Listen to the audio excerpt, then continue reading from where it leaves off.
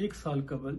मैंने पार्टी की आला क़यादत और सफ़े अव्वल की क़यादत के सामने फाशगाफ अल्फाज में कहा था कि पाकिस्तान तहरीक इंसाफ का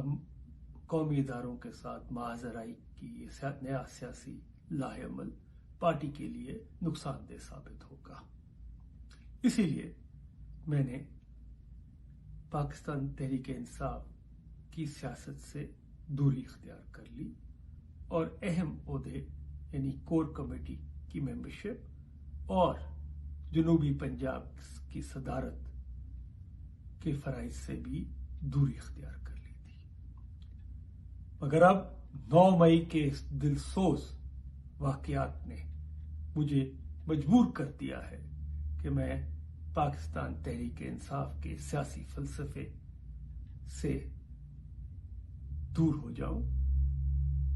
और मैं इस सियासी फलसफे के साथ अब नहीं चल सकता। इस मौके पर मैं ये भी कहना चाहूंगा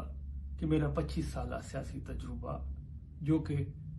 मकामी, सूबाई और कौमी मनसूबों के फराइज अदा करने पर मुहित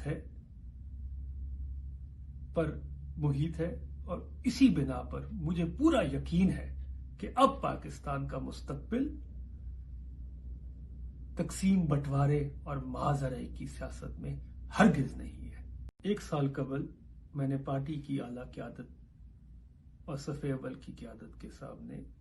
फाशगाफ अल्फाज में कहा था कि पाकिस्तान तहरीक इंसाफ का कौमी इदारों के साथ माहज़राई की ये नया सियासी लाहेअमल पार्टी के लिए नुकसानदेह साबित होगा। इसीलिए मैंने पाकिस्तान तहरीक इंसाफ की सियासत से दूरी इख्तियार कर ली और अहम ओहदे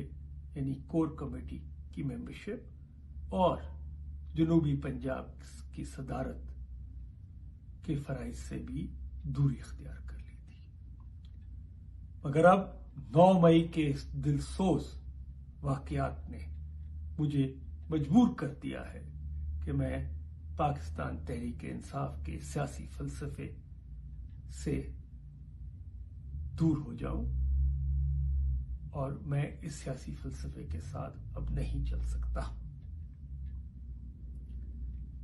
इस मौके पर मैं ये भी कहना चाहूंगा कि मेरा 25 साल सियासी तजुर्बा जो कि मकामी, सूबाई और कौमी मनसूबों के फराइज अदा करने पर मुहित है और इसी बिना पर मुझे पूरा यकीन है कि अब पाकिस्तान का मुस्तकबिल तकसीम, बंटवारे और माहज़राई की सियासत में हरगिज नहीं है।